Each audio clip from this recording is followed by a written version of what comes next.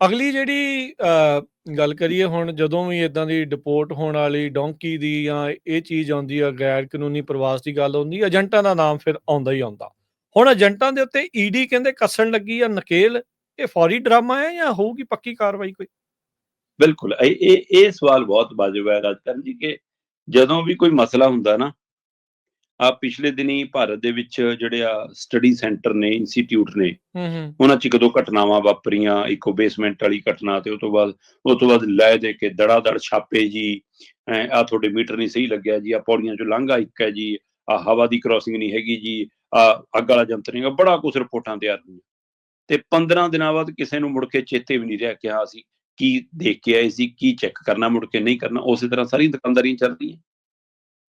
ਇੱਕ ਵਾਰ ਹਲਾਲਾ ਮਚ ਗਈ ਠੇਕਿਆਂ ਦੀ ਜੀ ਕਿ ਰਾਸ਼ਟਰੀ ਮਾਰਗਾਂ ਤੋਂ ਚੱਕੇ ਜਾਣੇ ਆ ਜੀ ਠੇਕੇ, ਇੰਨੀ ਦੂਰ ਹੋਣਗੇ ਜੀ, ਹੈ ਨਾ, ਤੇ ਬੋਰਡ ਨਹੀਂ ਲਾ ਸਕੋਗੇ ਜੀ, ਹੈ ਨਾ।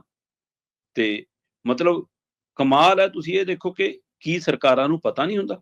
ਉਹੀ ਜਿਹੜੇ ਠੇਕੇ ਨੂੰ ਹਦਾਇਤ ਹੋਈ ਕਿ ਤੁਸੀਂ ਹਾਈਵੇ ਦੇ ਉੱਤੇ ਕੋਈ ਵੀ ਆਪਣਾ ਬੋਰਡ ਨਹੀਂ ਲਾ ਸਕੋਗੇ, ਉਹਨਾਂ ਨੇ ਫਿਰ ਸ਼ਰਾਬ ਦਾ ਠੇਕਾ ਜਾਂ ਦੇਸੀ ਸ਼ਰਾਬ ਦਾ ਠੇਕਾ ਜਾਂ ਅੰਗਰੇਜ਼ੀ ਸ਼ਰਾਬ ਦਾ ਠੇਕਾ ਲਿਖਣ ਦੀ ਬਜਾਏ ਲਿਖਤਾ ਦੇਸੀ, ਇੱਧਰ ਤੀਰ ਲਾਤਾ ਥੱਲੇ ਦੇਸੀ ਲਿਖ ਕੇ, ਅੰਗਰੇਜ਼ੀ ਤੀਰ ਲਾਤਾ ਇੱਧਰ, ਮਤਲਬ ਕੱਲਾ ਦੇਸੀ ਅੰਗਰੇਜ਼ੀ। ਅਗਲੇ ਕਹਿੰਦੇ ਜਿਹਨਾਂ ਨੇ ਖਰੀਦਣਾ ਤਾਂ ਸਾਰਾ ਹੀ ਪਤਾ ਕਿੱਥੇ ਆ।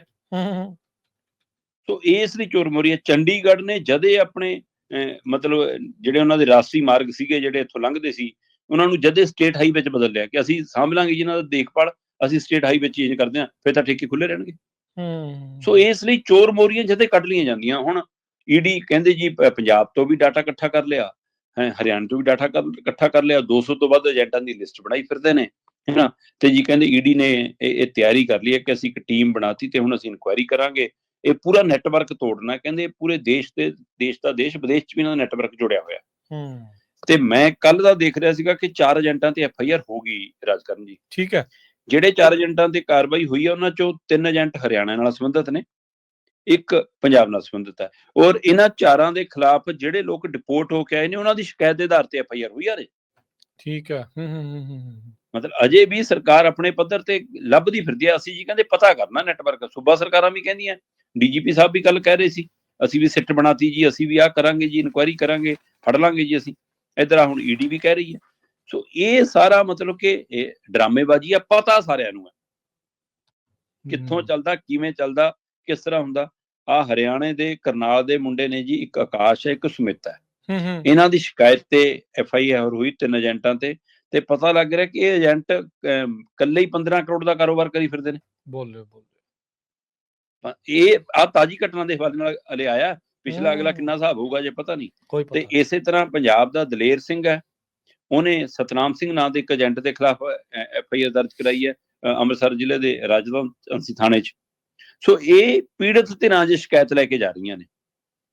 ਅਜੇ ਸਰਕਾਰ ਦੇ ਪੱਧਰ ਤੇ ਕੋਈ ਧਰਾਤਲ ਤੇ ਕਾਰਵਾਈ ਹੁੰਦੀ ਦਿਖਦੀ ਨਹੀਂ। ਔਰ ਜਿੰਨੀ ਕਾਰਵਾਈ ਹੋਊਗੀ, ਜਿੰਨਾ ਕੁ ਪੁਰਾਣੇ ਤਜਰਬੇ 'ਚੋਂ ਮੈਂ ਵੇਖਦਾ ਆਇਆ, ਹੈ ਨਾ, ਉਹ ਇਹੀ ਹੈ ਕਿ ਇਹ ਸਾਰਾ ਕੁਝ ਤਾਂ ਮਿਲ ਕੇ ਚੱਲਦਾ। ਹਾਂਜੀ। ਚਾਹੇ ਇੱਥੇ ਰੇਤ ਮਾਫੀਆ, ਚਾਹੇ ਇੱਥੇ ਸ਼ਰਾਬ ਮਾਫੀਆ, ਚਾਹੇ ਇੱਥੇ ਏਜੰਟ ਮਾਫੀਆ, ਚਾਹੇ ਇੱਥੇ ਚਿੱਟਾ ਮਾਫੀਆ, ਜਿਹੜੇ ਵੀ ਗੈਰ ਕਾਨੂੰਨੀ ਧੰਦਾ ਕਰਦੇ ਆ ਨਾ ਜੀ, ਉਹ ਕਾਨੂੰਨ ਦੇ ਸਹਾਰੇ ਹੀ ਕਰਦੇ ਆ। ਜਿਨ੍ਹਾਂ ਨੇ ਕਾਨੂੰਨ ਦੇ ਪਾਲਣਾ ਕਰਾਉਣੀ ਹੈ, ਜੇਕਰ ਉਹ ਪਾਲਣਾ ਹੁੰਦੀ ਹੋਵੇ ਤਾਂ ਗੈਰ ਕਾਨੂੰਨੀ ਕੰਮ ਹੋਣੇ ਨਾ। ਸੋ ਇਸ ਲਈ ਕਾਨੂੰਨ ਦੇ ਸਹਾਰੇ ਹੀ ਤਾਂ ਗੈਰ ਕਾਨੂੰਨੀ ਕੰਮ ਹੁੰਦੇ ਨੇ। ਤੇ ਹੁਣ ਕਾਨੂੰਨ ਦਮ ਭਰ ਰਿਹਾ ਕਿ ਅਸੀਂ ਕਾਰਵਾਈ ਕਰਾਂਗੇ। ਚਲੋ ਦੇਖਦੇ ਹਾਂ ਜੀ, ਇੰਤਜ਼ਾਰ ਰਹੂਗਾ ਕਿ ਕਿੰਨੀ ਕਾਰਵਾਈ ਹੁੰਦੀ ਹੈ, ਕਿੰਨੀ ਕਿ ਨਹੀਂ।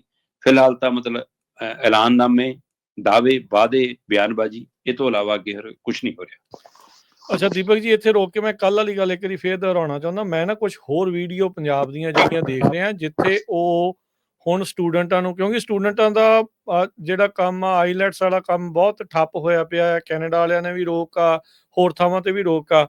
ਅਮਰੀਕਾ ਦੇ ਲਿਹਾਜ਼ ਦੇ ਨਾਲ ਇੱਕ ਗਲਤ ਖਬਰ ਬਾਰ-ਬਾਰ ਜਿਹੜੀ ਉਹ ਫੈਲਾਈ ਜਾ ਰਹੀ ਆ। ਉੱਥੇ ਬਹੁਤ ਸਾਰੇ ਮੈਂ ਦੇਖਿਆ ਕਈ ਪੋਡਕਾਸਟ ਵਾਲੇ ਵੀ ਕਰੀ ਜਾ ਰਹੇ ਆ, ਵੀਡੀਓ ਵੀ ਪਾ ਰਹੇ ਆ ਵੀ ਤੁਸੀਂ ਸਟੂਡੈਂਟ ਤੇ ਵੀਜ਼ੇ ਤੇ ਜਾਓ, ਤੁਹਾਨੂੰ ਜਿਹੜਾ ਆ ਉਹ 400 ਦੀ ਡਿਗਰੀ ਕਰਨ ਤੋਂ ਬਾਅਦ 1 ਸਾਲ ਬਾਅਦ ਗ੍ਰੀਨ ਕਾਰਡ ਮਿਲ ਰਿਹਾ। ਇਹ ਟੋਟਲੀ ਸਰਾਸਰ ਝੂਠੀ ਜਿਹੜੀ ਗੱਲ ਜੋ ਏਦਾਂ ਦਾ ਕੋਈ ਵੀ ਬਿਲਕੁਲ ਫੇਕ ਹੈ। ਬਿਲਕੁਲ ਏਦਾਂ ਦਾ ਕੋਈ ਕਾਨੂੰਨ ਇੱਥੇ ਨਹੀਂ ਹੈਗਾ। ਮੈਂ 15 ਸਾਲ ਪਹਿਲਾਂ ਆਇਆ ਸੀ, ਇਸੇ ਡਿਗਰੀ ਕਰਕੇ ਆਇਆ। ਏਦਾਂ ਨਹੀਂ ਕਦੀ ਵੀ ਜਿਹੜਾ ਅਜੇ ਤੱਕ ਕੋਈ ਪੱਕਾ ਹੋਇਆ। ਉਹ H1B ਦੇ ਹੂੰ। ਰਾਹ ਦੇ ਥਰੂ ਜਾ ਕੇ ਜਿਹੜਾ ਉਹ ਹੁੰਦਾ ਆ, ਉਹ ਵੀ ਜੇ ਨੌਕਰੀ ਮਿਲੇ ਤਾਂ ਇੱਥੇ ਤਾਂ H1B ਦਾ ਪੇਚਾ ਬਹੁਤ ਤਗੜਾ ਪਿਆ ਹੋਇਆ ਵੀ ਅੱਗੇ ਇਹ ਨਹੀਂ ਪਤਾ ਵੀ ਉਹਦਾ ਬਣਨਾ ਕੀ ਆ, ਇਹ ਵੀ ਰਹਿਣਾ ਕਿ ਨਹੀਂ ਰਹਿਣਾ, ਇਹ ਵੀ ਇਹਦਾ ਰਹਿਣਾ ਵੀ ਕਿ ਬਹੁਤ ਨਹੀਂ ਰਹਿਣਾ। ਹੋ ਸਕਦਾ ਹਾਂ, ਵੀ ਮੋਦੀ ਇਹ ਹੁਣੀ ਬਿਲਕੁਲ ਉਸੇ ਨੂੰ ਬਚਾਉਣ ਲਈ ਆ ਰਹੇ ਹੋਣ। ਜੀ, ਹਾਂਜੀ, ਜੀ। ਬਿਲਕੁਲ ਤੁਸੀਂ ਇਹ ਦੁਰਸਤ ਫਰਮਾਇਆ। ਇੱਧਰ ਮਤਲਬ ਪਿਛਲੇ 1.5 ਕੁ ਦਿਨ ਤੋਂ ਇਹ ਵੱਖੋ-ਵੱਖ ਪ੍ਰੋਮੀਨੈਂਟ ਚੈਨਲਾਂ ਦੇ ਉੱਤੇ ਵੀ ਵੱਡੇ ਮੁੱਖ ਧਾਰਾ ਦੇ ਨਿਊਜ਼ ਚੈਨਲ ਵੀ ਇਸ ਗੱਲ ਦਾ ਪਸਾਰਾ ਕਰ ਰਹੇ ਨੇ ਕਿ ਆਹ ਰਾਹਤ ਮਿਲ ਗਈ ਜੀ ਹੁਣ ਵਿਦਿਆਰਥੀਆਂ ਨੂੰ, ਹੈਂ। ਆਹ ਭਾਰਤੀ ਵਿਦਿਆਰਥੀਆਂ ਲਈ ਨਵਾਂ ਰਾਹ ਖੁੱਲ ਗਿਆ ਜੀ। ਮਤਲਬ ਇਹ ਨਾਲ ਇਹ ਪੈਰਲਲ ਸ਼ੁਰੂ ਹੋ ਗਿਆ। ਦੇਖ ਲਓ ਵੀ ਸੋ ਸਾਡਾ ਇਹ ਨਾ ਕੰਮ ਕਿੱਥੋਂ ਠੱਪ ਹੋਵੇ ਆਇਆ? ਉਹਨਾਂ ਦਾ। ਕੀ ਇਹ ਏਜੰਟਾਂ ਦੀ ਕਾਢ ਹੈ ਨਵੀਂ? ਬਿਲਕੁਲ।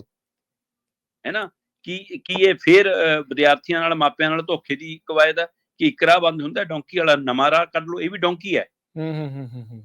ਇਹ ਨਵੀਂ ਤਰ੍ਹਾਂ ਦੀ ਡਿਗਰੀ ਵਾਲੀ ਡੋਂਕੀ ਹੈ। ਸੋ ਇਸ ਲਈ ਇੱਥੇ ਵੀ ਨਜ਼ਰਸਾਨੀ ਰੱਖਣ ਦੀ ਲੋੜ ਹੈ। ਮੈਂ ਇਸੇ ਲਈ ਰਾਜਕਰਨ ਜੀ ਕੱਲ ਵੀ ਗੱਲ ਕਰ ਰਿਹਾ ਸੀਗਾ ਜੀ। ਕਿ ਪੰਜਾਬ ਸਰਕਾਰ ਆਪਣਾ ਇੱਕ ਅਦਾਰਾ ਕਿਉਂ ਨਹੀਂ ਖੋਲਦੀ ਕਿ ਜਿਹੜੇ ਮਰਜ਼ੀ ਏਜੰਟ ਕੋਲ ਜਾਓ, ਜਿਹੜੇ ਮਰਜ਼ੀ ਉਹਦੇ ਕੋਲ ਜਾਓ, ਪਰ ਲਿਸਟ ਸਾਡੇ ਵਾਲੀ ਤੋਂ ਚੈੱਕ ਕਰਕੇ ਜਾਓ। ਮਨਜ਼ੂਰਸ਼ੁਦਾ। ਹਾਂ, ਆ ਪਏ ਨੇ ਭਾਈ, ਜੇ ਇਹ ਕੁਝ ਗੜਬੜ ਕਰੂਗਾ ਤਾਂ ਅਸੀਂ ਦੇਖਾਂਗੇ। ਇਹ ਤੋਂ ਬਿਨਾਂ ਕਿਸੇ ਕੋਲ ਨਹੀਂ ਜਾਣਾ। ਜਾਂ ਸਾਰੇ ਦਸਤਾਵੇਜ਼ ਹੀ ਚੈੱਕ ਕਰਨੇ, ਤੁਸੀਂ ਆਪਣੇ ਅਫਸਰ ਅਧਿਕਾਰੀ ਕਿਉਂ ਨਹੀਂ ਲਾਉਂਦੇ? ਪਰ ਅਫਸੋਸ, ਫਿਕਰ ਇਹੀ ਹੈ ਕਿ ਕਿਤੇ ਇੱਕ ਨਵੀਂ ਦੁਕਾਨ ਨਾ ਖੁੱਲ ਜਾਵੇ ਠੱਗੀ ਦੀ। ਬਿਲਕੁਲ। ਇਹ ਵੀ ਪਹਿਲੂ ਹੈ ਨਾ ਕਿ ਸਾਡੇ ਲੋਕ ਇਹੋ ਜਿਹੇ ਨੇ ਕਿ ਜਿਹਨਾਂ ਨੂੰ ਅਸੀਂ ਕੰਮ ਸੌਂਪਦੇ ਹਾਂ, ਉਹੀ ਧੋਖਾ ਕਰਨ ਲੱਗ ਜਾਂਦੇ ਨੇ। ਇਹ ਤਾਂ ਹੈ। ਪਰ ਸਰਕਾਰੀ ਪੱਧਰ ਤੇ ਘੱਟੋ ਘੱਟ ਕੋਈ ਪੈਮਾਨਾ ਹੀ ਬਣਾ ਦੇਣ, ਨਾ ਸੂਬਿਆਂ ਨੇ ਬਣਾਇਆ, ਨਾ ਕੇਂਦਰ ਨੇ ਬਣਾਇਆ, ਤੇ ਨਤੀਜਾ ਫਿਰ ਇਹੋ ਜਿਹੀਆਂ ਦੁਕਾਨਾਂ ਤੇ ਚੜ੍ਹਦੇ ਨੇ, ਨਿਆਣੇ ਲੁੱਟ ਹੋ ਰਹੇ ਨੇ। ਤੇ ਆ ਨਵਾਂ ਤੁਸੀਂ ਬਿਲਕੁਲ ਦੁਰਸਤ ਫਰਮਾਇਆ, ਪਹਿਲੂ ਚੱਲ ਰਿਹਾ ਜੀ ਬਹੁਤ ਵੱਡਾ। ਬਿਲਕੁਲ। ਸੋ ਇਹ ਸਾਵਧਾਨ ਰਹਿਣ, ਇਹ ਟੋਟਲੀ ਗਲਤ ਖਬਰ ਆ। ਹਾਂ, ਟਰੰਪ ਨੇ ਪੋਡਕਾਸਟ ਦੇ ਵਿੱਚ ਇੱਕ ਵਾਰੀ ਕਿਹਾ ਹੈ, ਉਹ ਸੋਚ ਰਿਹਾ ਸੀ, ਕਹਿੰਦਾ ਵੀ ਹਾਂ ਮੈਂ ਚਾਹੁੰਦਾ ਆ ਇਦਾਂ ਹੋਵੇ, ਪਰ ਅਜੇ ਬਿਲਕੁਲ ਕੋਈ ਇਦਾਂ ਦਾ ਕਾਨੂੰਨ ਨਹੀਂ ਆ। ਇਹ ਵੀ ਦੱਸਦੇ ਜਾਈਏ, ਪਿਛਲੇ ਪ੍ਰਸ਼ਾਸਨ ਨੇ ਆਉਂਦਿਆਂ ਕਿਹਾ ਸੀ ਖੇਤ ਵਾਲੇ ਪੱਕੇ ਕਰ ਦੇਣੇ, ਕੁਛ ਨਹੀਂ ਹੋਇਆ ਸੀ। ਇਹ ਰੌਲਾ ਰੱਪਾ ਪੈਂਦਾ ਰਹਿੰਦਾ ਆ, ਇਹ ਰਿਐਲਿਟੀ ਨਹੀਂ। ਜਦੋਂ ਕਾਨੂੰਨ ਬਣੂਗਾ ਉਦੋਂ ਤੁਹਾਨੂੰ ਜਿਹੜਾ ਅਸੀਂ ਜ਼ਰੂਰ ਆਪ ਹੀ ਤੁਹਾਨੂੰ ਭਾਈ ਦੱਸਾਂਗੇ। ਨਾਲੇ ਉਹ ਸੌਖਾ ਕੰਮ ਆ, ਨਾਲੇ ਪੜ੍ਹੋ ਤੇ ਨਾਲੇ ਪੱਕੇ ਹੋਵੋ ਜੇ ਵਾਕਈ ਇਦਾਂ ਜਿਹੜੀ ਚੀਜ਼ ਬਣ ਜਾਵੇ ਤਾਂ।